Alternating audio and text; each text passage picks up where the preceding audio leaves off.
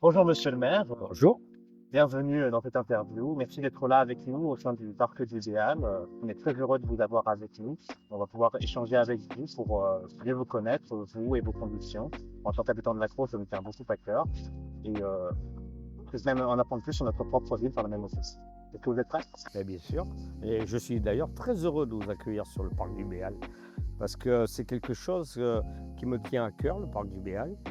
Dès que j'ai été élu en 2008, la première chose que j'avais dans la tête, c'était de faire un beau parc pour les enfants et les personnes âgées parce que j'aime beaucoup l'intergénérationnel. Je vois.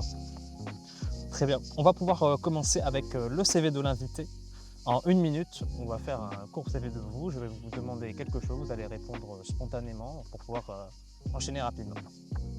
Alors, votre nom, Christian Simon. vos prénoms complets. Complet, oh, je vais vous faire sourire. Christian Hilaire Jean. Hilaire, très bien. Date de naissance et signe astrologique. Alors, la date de naissance, le 31 décembre 1959. Eh oui, c'est l'occasion pour moi de faire la fête chaque année pour le réveillon. Et je suis né à Marseille parce que mon oncle qui était médecin suivait ma maman et donc je suis né à Marseille à Clinique-Longchamp. Avez-vous des surnoms? Oh, j'en ai eu plusieurs. J'étais footballeur et quand je jouais au foot, je faisais beaucoup de tacles et on m'appelait Savonnette. Ça va vous faire un C'est sourire. beaucoup contre le gazon. Oui. Après, je ne sais pas si j'ai d'autres surnoms. Je pense je dois en avoir, mais peut-être à mon absence. Très bien. Vos plus hauts diplômes obtenus? Ah, alors, vous allez voir que quand j'étais jeune, j'étais très bon élève à l'école élémentaire. Et puis, quand je suis arrivé au collège, j'étais beaucoup dissipé. Ce qui m'a valu que mon papa me mette à l'école, qui n'est pas très loin d'ici, il s'appelle la Navarre. Et à l'époque, on n'était que des garçons. Et même que la Navarre est située sur la commune de la Croix, je rentrais qu'une fois par semaine. Donc ils m'ont un peu redressé. Et j'ai continué mes études, mais j'avais une passion. C'était l'horlogerie, parce que mon père est horloger. Et je voulais faire ce métier. Et mon papa m'a envoyé dans une des meilleures écoles, je dirais la meilleure, parce qu'après j'y ai enseigné, je vous expliquerai, qui est à Morteau, à la frontière suisse, où je suis devenu horloger. Et à l'époque, il n'y avait qu'un seul diplôme, c'est le BEP. Et puis, vous m'avez demandé mes diplômes, mais j'ai fait après, par rapport à mon expérience, j'ai fait des VAE, ce qu'on appelle, ce qui permet de faire des acquis d'expérience. Donc j'ai un niveau BTS en horlogerie. Très bien. Le métier de rêve quand vous étiez petit? Horloger. Très bien, donc vous êtes tenu à ça, très bien. Votre premier job? Alors mon premier job, lorsque j'ai quitté l'école d'horlogerie à Morteau, j'avais un ami que je connaissais depuis quelques années et mon papa connaissait son papa, qui est une très grosse entreprise qui s'appelle les Montres Michel Herbelin, qui sont basées dans le Haut-Doubs. Et j'ai été recruté par les Montres Michel Herbelin en 1977. Alors bien sûr, comme tous les jeunes, avant ça, j'ai eu des petits jobs d'été, notamment au camping Moredon à la Croix. Je vois. Le métier de vos parents? Horloger aussi. Mon papa était horloger et il avait créé une boutique à la Croix que j'ai d'ailleurs continué de faire vivre de 1978, puisque après j'ai fait l'armée. Après l'armée, je suis revenu dans l'entreprise familiale que j'ai gérée de 1983 à 1997. Un défaut? Un défaut, ça peut être une qualité et un défaut. Je suis très exigeant, donc je pense qu'il y a des moments ça devient un défaut, mais je pense que ça peut être une qualité à partir du moment où on est exigeant aussi envers soi-même. Effectivement. Une qualité? Oh, je sais pas. Bon, je n'aime pas trop dire les choses et me vendre. C'est pas grave, soyez un peu orgueilleux. Oui, non, voilà. Je pense que j'en ai plein. Votre passion ou hobby? Des passions, j'en ai plusieurs. La plus grande, je pense que c'est les boules. J'adore jouer à la pétanque et à la longue. J'aime tous les sports, notamment le vélo. Je faisais beaucoup de vélo avant d'être maire. Et puis quand j'étais plus jeune, je jouais au foot. J'ai joué au foot jusqu'en vétéran sur la commune de Lacros. À l'époque, c'était poussin, minime, cadet, junior, senior et vétéran sur la commune de Lacros. Puis le foot, ça m'a passé parce que il faut avoir aussi un entretien physique que je n'ai pas suffisamment. Donc je fais du vélo. Puis j'aime beaucoup le bricolage. Très bien. Le nombre de points sur votre permis? Oh, je ne peux pas vous le dire. J'en sais rien. Ah. Je crois que c'est 12 au total. Le maximum, c'est 12. Oh, oui, je pense que je suis entre 10 et 12. Ça va, alors c'est Voilà. possible. Parce que je vais vous dire, j'ai eu un petit défaut, c'est que chaque fois à l'entrée d'autoroute de hier, d'ailleurs j'y passe plus, vous savez le fameux radar qui est à 70 Oui. à l'entrée de hier. Et j'y passe parce que je suis conseiller départemental, donc je vais souvent sur le Lavandou, et j'y vais des fois tardivement. Et je me fais assez souvent prendre 70, c'est-à-dire, mais à chaque fois à la limite, autour de 75-80 retenus. Ah oui. Donc je ne sais pas si on continue à perdre des points, mais voilà. Très bien. Un talent caché? Un talent caché, DJ. Ah, j'adore faire la musique. Je le fais pour des amis et puis maintenant je le fais pour des associations croatoises. C'est une passion que j'ai qui me coûte cher parce que je le fais toujours bénévolement, mais j'achète beaucoup de matériel.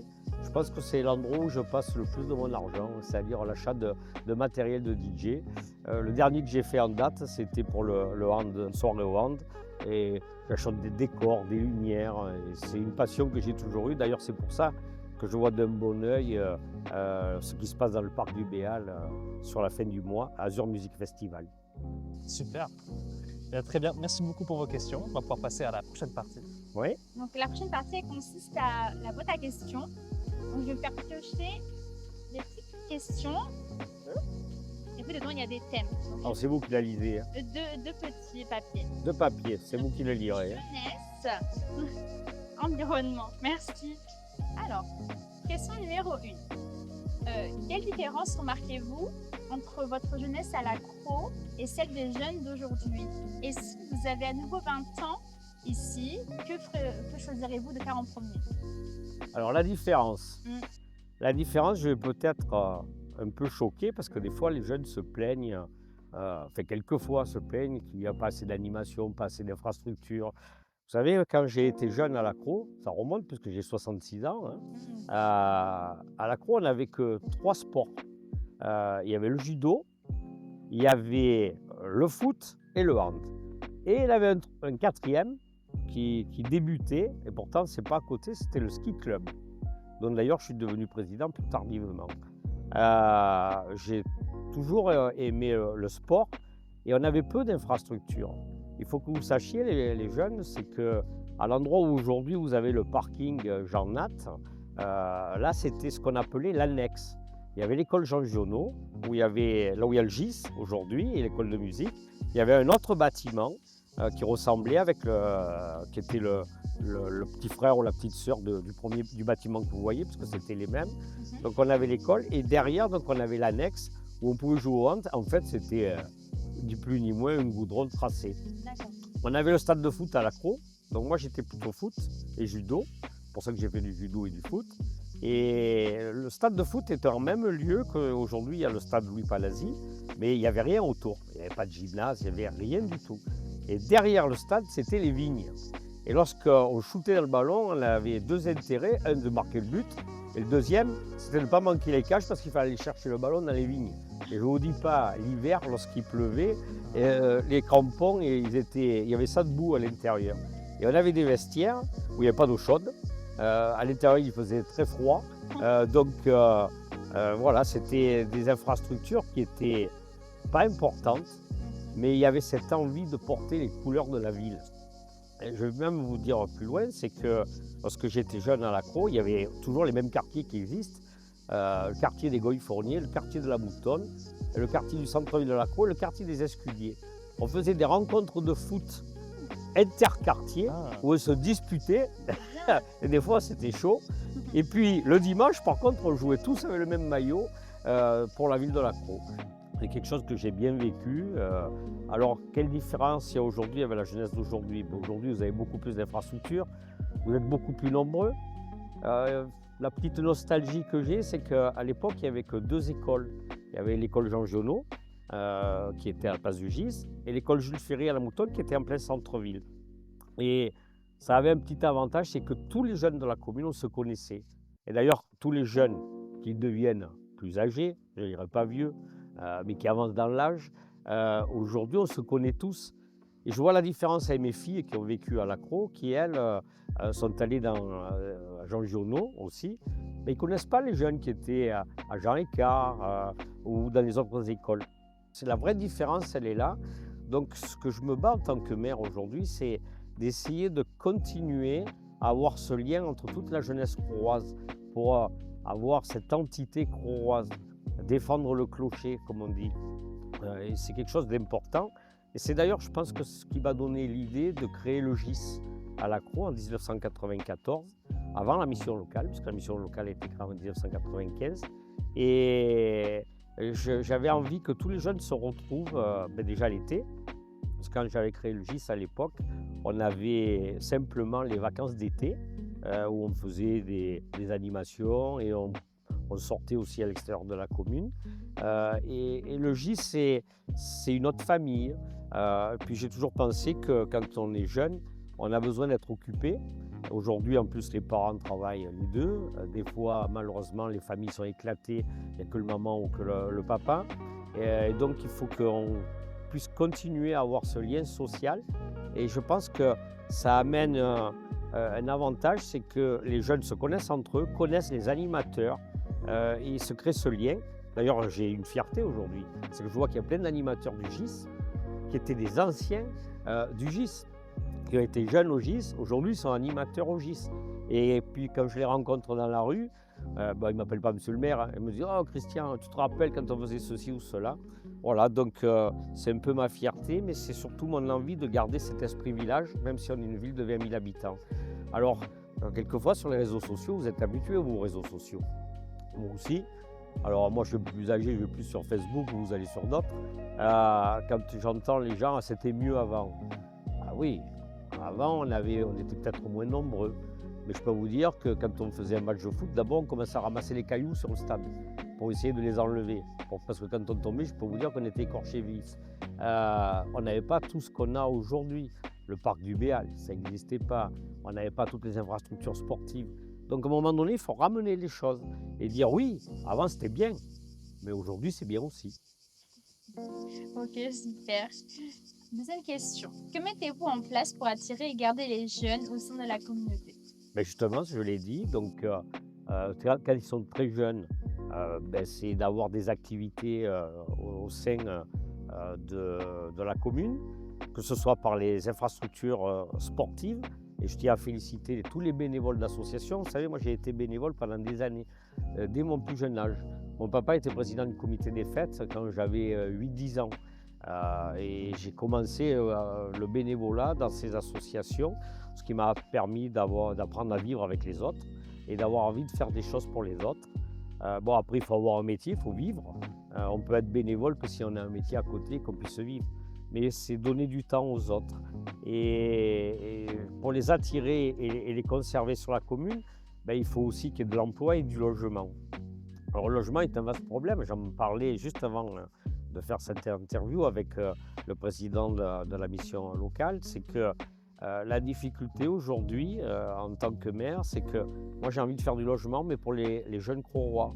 Et aujourd'hui on a des lois qui sont un peu différentes, qui nous imposent de prendre des gens qui viennent des fois de l'extérieur. Alors c'est sûr, il ne faut pas faire que de l'entre-soi, mais déjà il faut satisfaire sa population. Et moi j'aime satisfaire ma population, donc l'emploi, on y est en plein dedans. Aujourd'hui on va créer une zone d'activité au chemin long justement pour développer l'emploi et permettre aussi à nos jeunes d'avoir des débouchés de tout niveau d'emploi, que ce soit du niveau CAP ou BEP, ou même ceux qui n'ont pas forcément des diplômes, mais aussi aller aussi jusqu'aux ingénieurs. C'est très important. Il faut avoir ce mélange, c'est important. Ok. Troisième question. De quelle manière la ville de la Crau accompagne-t-elle les jeunes dans les différentes étapes de leur vie, que ce soit sur le plan scolaire, professionnel ou personnel? Alors, on va commencer avant scolaire, Oui, les crèches. Puisqu'on a inauguré samedi l'agrandissement d'une des premières crèches qui avait vu le jour sur la commune de la Crau, l'île aux enfants. Déjà, il faut pouvoir permettre aux familles qui travaillent de pouvoir mettre leurs enfants dans des crèches. Alors, moi, je ne suis pas qu'un fanat des crèches. J'aime bien aussi tout ce qui est les aides maternelles. Donc, ce qui est reproché quelquefois aux aides maternelles, c'est que des fois, elles n'ont qu'un ou deux enfants et que ça ne sociabilise pas les enfants. Donc, moi, ce que j'ai voulu mettre en place assez rapidement, c'est l'association Les Crau Mignons.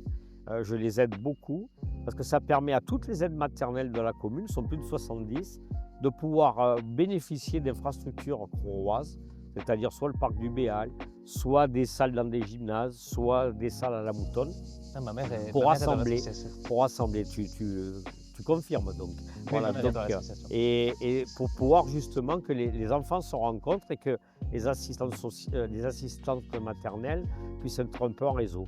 Puis les crèches aussi, parce qu'on en a besoin. Donc je pense qu'aujourd'hui, au niveau petite enfance, on est assez bien doté. Et bien en plus, j'ai pris un engagement. Vous savez, les élus, il faut qu'ils s'engagent des fois, il faut qu'ils tiennent leurs engagements avec les aides maternelles. Parce que si je venais à créer trop de crèches, les aides maternelles n'auraient plus suffisamment de travail. Et c'est de l'emploi. Aide maternelle, c'est de l'emploi. Donc il faut qu'on puisse préserver ceci. Après, si on passe au niveau supérieur, ce sont les écoles maternelles et les écoles primaires.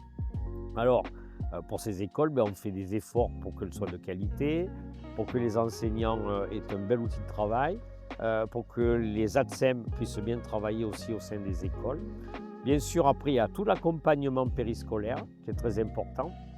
D'ailleurs, ça, c'est moi qui l'avais créé en 1900, ça doit être 90 à peu près, où ça n'existait pas avant le périscolaire avec le GIS, c'est-à-dire le matin et le soir pour l'accueil des enfants, où on a développé plein d'animations, d'aide aux devoirs, ainsi de suite.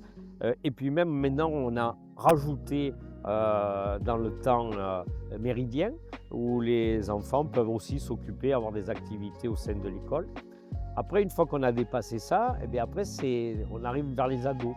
Donc les ados, il y a le collège et le lycée.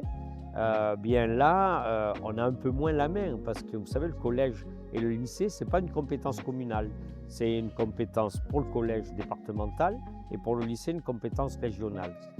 Bien, on y participe quand même puisque je fais partie du conseil d'administration du collège, de la ville de la Crau, puis en plus je suis conseiller départemental.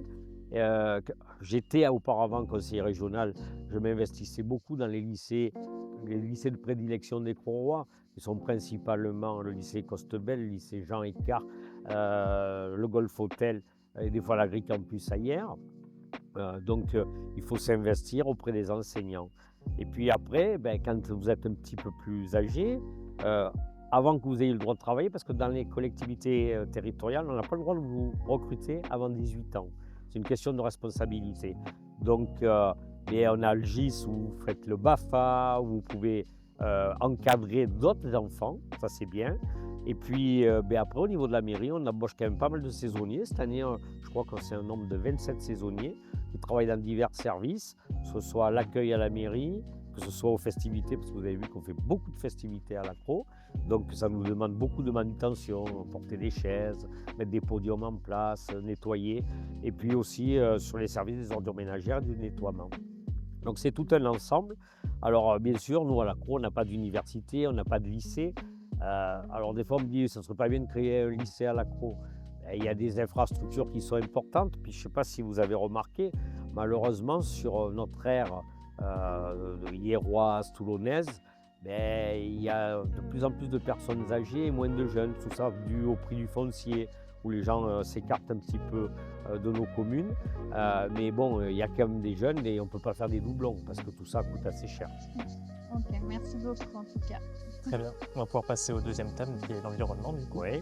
Première question, quels sont les plus grands défis environnementaux pour la Crau aujourd'hui et demain? Alors, les plus grands défis, il y en a plusieurs. On entend parler tout le temps du réchauffement climatique. On voit bien les chaleurs que nous avons aujourd'hui, mais il faut décorréler les chaleurs de 42 degrés, ce qu'on appelle à un moment donné lorsqu'il y a des très grosses températures. Parce que vous savez, dans ma jeunesse, moi, mes grands-parents étaient agriculteurs et dans le Haut-Var. Pour vous dire que les 42 degrés, on les a connus aussi. C'est la moyenne en fait des températures sur l'année qui remontent. Et si on regarde, c'est même des fois plutôt l'hiver où on a des moyennes de température qui sont plus élevées. Alors là, c'est un défi, c'est le défi de tous. C'est le défi d'abord d'avoir de l'ombrage. D'ailleurs, je vois que vous avez eu une bonne idée de se mettre à l'ombre aujourd'hui pour faire cette interview. Donc ça veut dire qu'il faut rafraîchir les villes. Pour rafraîchir les villes, il faut planter beaucoup d'arbres. Je peux vous dire que depuis que je suis élu, j'en ai planté énormément. Et je pense qu'il n'y en a encore pas assez.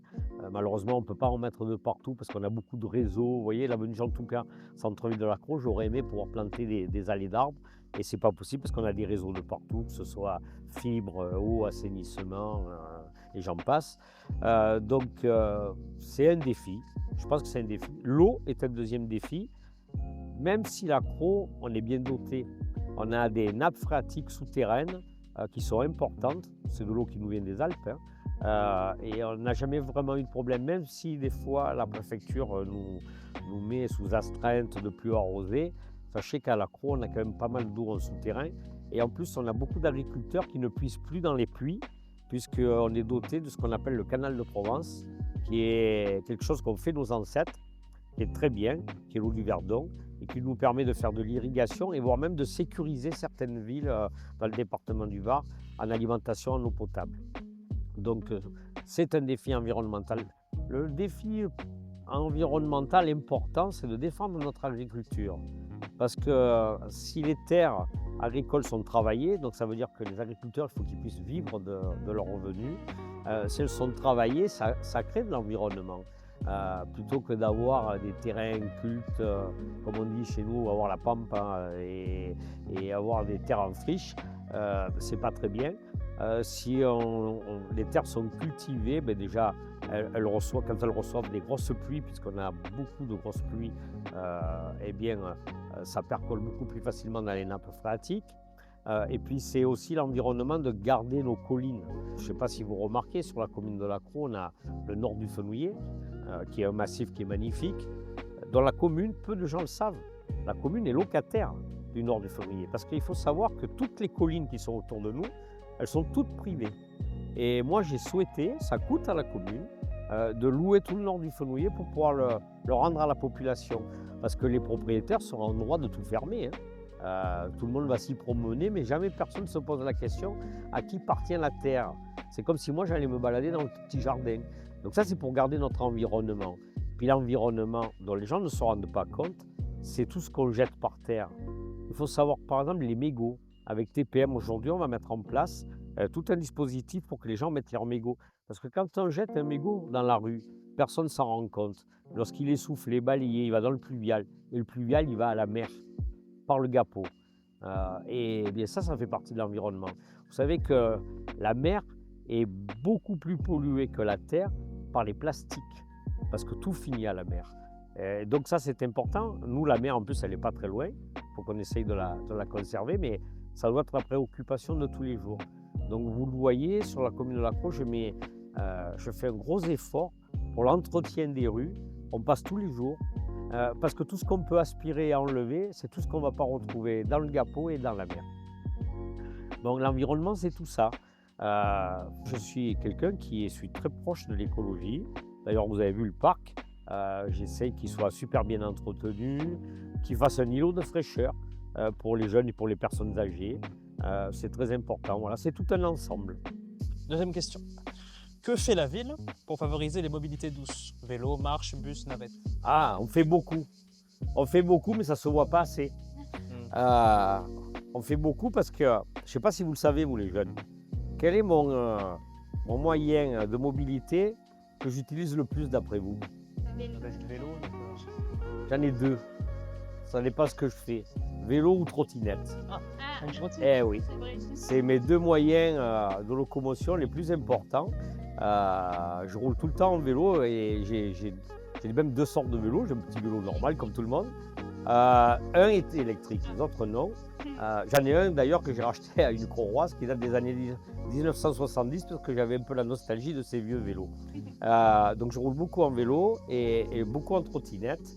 Et puis j'ai un papa qui a été maire pendant de nombreuses années et qui me sensibilise aux choses parce qu'il a des problèmes de mobilité. Et je le ressens maintenant parce qu'il faut le vivre pour le savoir. Pour, vous savez, les handicapés ou les personnes qui ont des mobilités réduites. Et ça, c'est très important. Donc j'essaie de faire des trottoirs larges. Des fois, je suis obligé de supprimer du stationnement pour avoir des trottoirs suffisamment larges. La dernière que je me souviens, parce que c'est pas vieux, c'est l'avenue du 8 mai, où il y avait des stationnements, mais avec des trottoirs de 50 cm. Donc je fais pour qu'il y ait des trottoirs au moins d'1,30 m. De partout, c'est possible. Malheureusement, dans un centre-ville, des fois, il est difficile de faire des pistes cyclables. Donc après, on fait aussi beaucoup de pistes multifonctions. Donc j'en ai une qui me vient à l'esprit parce que j'aimerais pouvoir la terminer. C'est celle qui va vers le Vallon du Soleil, donc qui est une mobilité douce où c'est piéton-vélo. Et j'aimerais qu'elle aille jusqu'au Martin. J'en ai une autre qui me vient à l'esprit que j'aimerais pouvoir faire. C'est celle qui va à la Colette et qui va rejoindre vers la Moutonne. Parce que j'aimerais tant que les gens puissent marcher ou aller en vélo en sécurité entre la Moutonne et la Crau. Malheureusement, vous voyez, vous me parliez d'environnement. Des fois, je trouve qu'on va beaucoup trop loin dans l'environnement. C'est-à-dire qu'on impose tellement des contraintes que quelquefois, on ne peut pas faire la piste cyclable ou un trottoir large à cause de l'environnement. Parce qu'on nous a sorti des tas de règles sur la biodiversité, sur les bassins de rétention, que quelquefois, vous voyez, c'est le cas pour la Colette, je n'arrive pas à réaliser la piste cyclable, tout simplement parce qu'il faudrait boucher les ruisseaux en faisant des busages et qu'on nous interdit de le faire, ou alors il faut racheter énormément de terrain autour pour pouvoir compenser. Et à des moments, je me dis, et je me pose la question, j'ai la réponse, hein, parce que moi je sais ce que je pense, c'est qu'à un moment donné, il faudrait pouvoir mettre face à face les choses. Qu'est-ce qui est le plus important? Boucher un ruisseau pour que les enfants et les personnes âgées soient en sécurité et pouvoir rouler en mobilité douce, ou supprimer un peu de biodiversité dans un ruisseau, hein. Je ne parle pas de couvrir une colline ou quoi que ce soit, pour pouvoir permettre de justement finaliser ce projet. Vous voyez, aujourd'hui, je suis en souffrance. 10 ans que je travaille sur le dossier. Je n'arrive pas à réaliser cette piste cyclable parce qu'on ne trouve pas les terrains pour faire les bassins de rétention et compenser la biodiversité. Donc je pense que des fois, on marche sur la tête. Ce n'est pas de la politique, là. C'est la politique de terrain. Et qu'à un moment donné, il faudrait savoir les priorités. Et il faudrait qu'une l'emporte sur l'autre. Aujourd'hui, les deux se confrontent et on ne fait rien. Alors, c'est un travail de tous les jours, hein, de pouvoir faire de la mobilité douce. Mais moi, j'y crois fortement, surtout qu'on est une commune où on a une gare. Donc, je travaille en ce moment pour essayer de faire un très gros parking qui soit à côté de la gare pour que les gens puissent venir facilement à la gare et utiliser le train. Ça marche très bien, le train. Vous savez, moi, j'ai été conseiller régional. J'allais au conseil régional à Marseille en train, en TER. Je suis aujourd'hui conseiller départemental. Tant que je le peux, je prends le train. Alors c'est facile, hein, ma trottinette, le train, ma trottinette à nouveau, je vais au conseil départemental. Je trouve que c'est tellement pratique. Voilà, donc voilà aujourd'hui ce que la commune de La Crau fait, mais tout ça s'inscrit aussi dans un schéma plus grand avec les villes voisines pour pouvoir justement passer de ville en ville.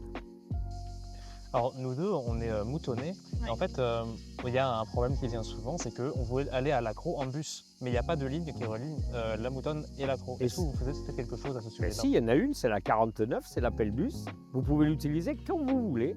C'est-à-dire vous faites l'appel bus, alors c'est sûr que ça vous demande de le réserver pour avoir les horaires. Parce qu'on avait mis la 49 en ligne régulière et elle n'était pas utilisée. Parce que vous savez, c'est toujours pareil. On demande toujours aux élus de faire plus, mais c'est votre argent. Vous verrez le jour où vous paierez les impôts. Et à un moment donné, quand vous allez payer les impôts, vous allez rouspéter. Et vous allez dire, oh, j'en ai marre de les payer. Donc il faut savoir pourquoi on les paye. Moi, je dis que les impôts, quand les gens savent pourquoi ils les payent, ils acceptent. Et quand c'est payer un impôt et de voir un bus vide toute la journée, c'est pas concevable. Donc on a essayé, c'est pas pour faire des économies, on a mis en place la ligne 49 pour que les gens puissent faire les va-et-vient. comme on a mis la 29A et la 29B, j'en suis à l'origine, pour aller au lycée Costebelle, et un qui passe par Jean Écart et un qui va direct. On a fait ça pourquoi? Pour permettre aux lycéens d'avoir une ligne de bus hors scolaire, c'est une ligne normale, mais au moins quand ils finissent dans des horaires où il n'y avait pas de ligne scolaire, ben, ils peuvent revenir. Vous voyez, donc on essaye de faciliter les choses, mais tout ça, ça a un coût. Et si les bus sont vides, c'est les impôts qui payent. Donc il faut avoir cette intelligence de faire des choix. Très bien. Troisième question. La nature et les productions horticoles et agricoles autour de la Crau sont importantes. Oui. Quelles zones sont protégées et mises en valeur? Alors sur la commune de La Crau, nous avons 50% du territoire qui est en zone agricole, c'est-à-dire la moitié de la commune. Je fais souvent ce rappel parce que les gens ne s'en rendent pas compte. La moyenne départementale, c'est 12% pour les terres agricoles, et la moyenne régionale, c'est-à-dire toute la région sud, c'est 14%. Donc vous voyez que la commune de La Crau est une plaine permienne où l'activité agricole a toujours été importante. Nous avons un deuxième avantage, c'est que nous avons le canal de Provence, j'en ai parlé avant, le canal de Provence qui permet d'irriguer sur toute la commune. Alors on a 3 cultures principales sur La Crau. On a principalement, alors je vais le faire par les superficies, dans l'ordre des superficies utilisées. En 1, c'est la vigne, mais pas en chiffre d'affaires. Le chiffre d'affaires, c'est la fleur. En 2, on a la fleur, vous avez des serres ou du plein champ. Et en 3, nous avons la figue de Soliès, puisqu'on est dans l'OP figue de Soliès. Après, il y a un peu des oliviers et du maraîchage. Moi, ce que je souhaiterais sur la commune, c'est développer de plus en plus le maraîchage. Malheureusement, tout le monde souhaite acheter des produits locaux, mais les produits locaux sont inévitablement plus chers que les produits d'Espagne ou d'Italie. Pourquoi? Parce qu'ils n'ont pas les mêmes normes sociales, c'est-à-dire que les agriculteurs là-bas paient leurs employés beaucoup moins cher et beaucoup moins cher que ce qui est en France. Et ça, ce n'est pas le maire qui peut changer les choses. Et la deuxième chose, c'est qu'en France, on s'impose des normes sur des normes européennes pour les produits utilisés pour sortir des légumes. Ce qu'ils ne font pas en Italie ou en Espagne. Ils respectent simplement les normes européennes. Donc les produits sont moins chers. Donc tout le monde dit oui, c'est mieux les produits locaux. Mais comme ils sont plus chers, on achète les autres. Et je le comprends. Parce que le portefeuille des personnes, ben, ils le regardent aussi, hein, ce qui est normal. Donc voilà, c'est une réelle difficulté. Alors aujourd'hui, les collectivités, on essaye de développer de plus en plus les produits locaux, mais la vraie difficulté, c'est le prix. Voilà, donc, et il faut que nos agriculteurs puissent en vivre. Parce que s'ils n'en vivent pas, ben, ils ne vont pas produire. Hein. Très bien, merci pour vos réponses. On va passer à la prochaine partie. Alors du coup, on va passer au retour en arrière. Oui. Ah, Alors du coup, nous, on s'est basé sur... on a pris votre année de naissance et on a rajouté 18 ans, donc en 1977. Et on a repris tous les... Événements marquants. Ouais, voilà. ouais. Du coup, pour Claude François. Claude François, Ah. Alexandrie, Alexandra, Pour Star Wars. Star Wars. Oh, je mettrais comme ça.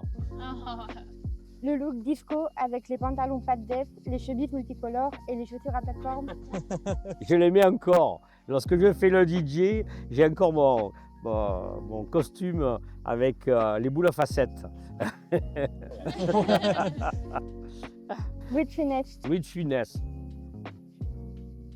We are the champion de Queen. La France gagne le tournoi des 5 nations au rugby. Le Rubik's Cube. Le Rubik's Cube, je vais faire comme les Corses. Vous savez, vous avez vu le film Le Clan? J'aimerais bien qu'il soit tout noir, comme ça je gagnerai à tous les coups. Donc, Et la première diffusion de téléfoot. le téléfoot, je n'en ai pas le souvenir. La première diffusion, c'était dans les années 77. Ben, je ne m'en souviens pas tellement. Par contre, ce que j'adorais, ça j'aime, c'était Thierry Roland, voilà. Ça y est. Merci beaucoup, on va passer au prochain thème. Alors, pour le prochain jeu, donc on va faire un petit jeu qui s'intitule Vous préférez. Parce que vous connaissez un petit peu, le Non. principe est simple. En fait, on vous donne 2 choix et vous devez choisir celui que vous préférez. Alors, commencer. Vous préférez le passé ou le futur? C'est dur comme question. Ouais. Alors j'ai la nostalgie du passé, mais je préfère le futur. Ok. Vous préférez le conseil municipal ou les soirées DJ ou estivales? Oh, c'est... C'est dur, hein? Voilà. Ce que je préfère, Oui, je préfère le DJ. ça reste entre nous. Vous préférez être maire ou horloger? C'est pareil ça. Mm. Alors, c'est deux métiers différents. Parce que c'est un métier être maire. C'est plus qu'un métier, c'est une vocation. Alors, moi, je préfère maire parce que j'y suis aujourd'hui. Mais j'ai aussi... mon métier d'horloger me manque terriblement. Et il y a une chose que je ne vous ai pas dite. Quand j'ai été au contact des jeunes, comme ça, et que j'ai été président du GIS, j'ai changé mon métier. Je suis resté dans la filière horlogère, mais je suis devenu prof. Et ça, vous ne le savez pas. J'étais prof d'horlogerie et je suis même allé plus loin. J'ai aussi travaillé en Tunisie et au Liban et j'ai monté 2 écoles d'horlogerie. Une à Tunis, à Gamart exactement, et une autre au Liban, à Al-Kafat.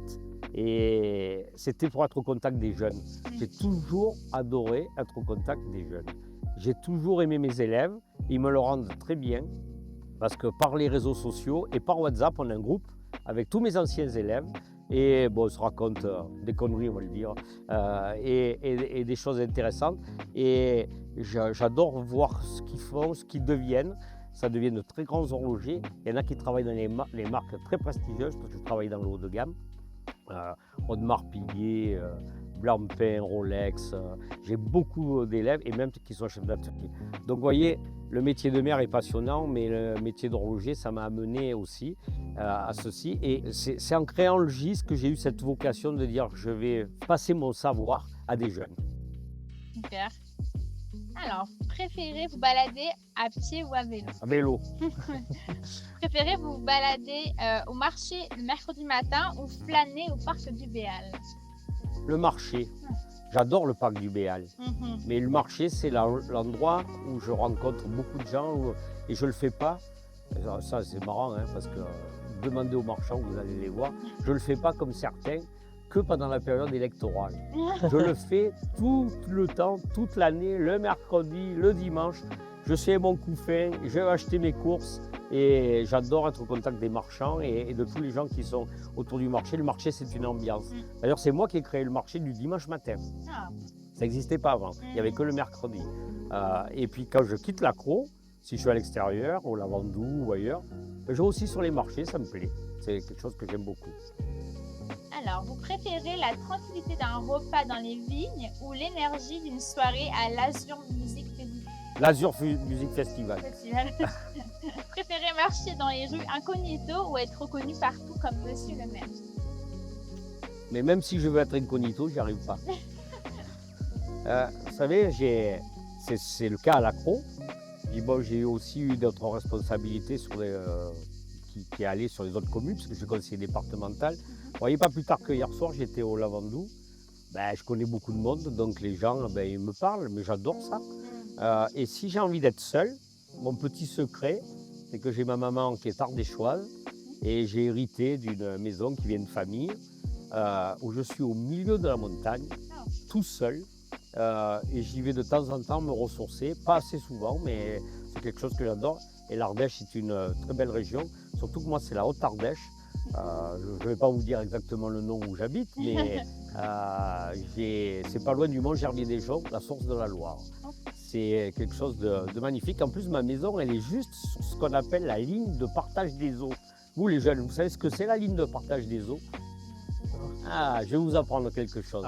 La ligne de partage des eaux, c'est une ligne où lorsqu'il y a un ruisseau qui coule, suivant le côté où il coule, ou la pluie qui tombe, elle va à l'Atlantique ou à la Méditerranée. Donc moi, là où j'ai ma maison, j'allais vous dire une bêtise, mais si je vais faire pipi d'un côté du bois, ça va à la Méditerranée. Si je vais de l'autre côté, ça va dans l'Atlantique. Voilà, donc c'est le moment où je me ressource. Car vous, c'est tranquille. C'est tranquille, puis j'ai des amis d'enfance parce que ma maman est de là-bas. Okay. Préférez la pétanque ou le rugby? Alors à jouer, la pétanque, Ouais. j'adore le rugby. Ok, super. Bon, alors pour conclure cette interview et vous remercier de votre présence, voici un petit cadeau de l'invité. Ah, Je vous laisse l'ouvrir. merci. Alors, je le montre à la caméra, un cadeau de l'invité. Alors, je vais poser ça. Ah, je fais j'aime ou j'aime pas aussi? Non, quand même pas. Ah oui, ben oui, je suis très content de ce beau cadeau. Donc c'est le RCT. Ouais. Ben, vous me donnez l'occasion de féliciter. Alors, vous savez, je paye mon abonnement. J'ai mon abonnement. Parce que les gens croient que les maires, ils sont toujours invités, ils ne payent pas. Moi, je paye mon abonnement au RCT. Et malheureusement, j'en fais bénéficier beaucoup de gens autour de moi parce que j'ai rarement le temps. Parce que je suis souvent ici en représentation. Mais de temps en temps, j'y vais. Et je tiens à féliciter le plus beau club de supporters à mes yeux, qui s'appelle les Accros du RCT, où Manu Bielecki, qui est d'ailleurs mon conseiller municipal, anime magnifiquement ce club de supporters. Et cette année, je n'ai encore pas pu faire de déplacement, mais ça m'est arrivé de faire des déplacements avec les Accros du RCT, que je vous avoue que je rigole bien. Voilà. Merci beaucoup. Merci beaucoup, monsieur le Merci, maire. merci pour cet entretien, et puis au plaisir de vous revoir. De même. Merci.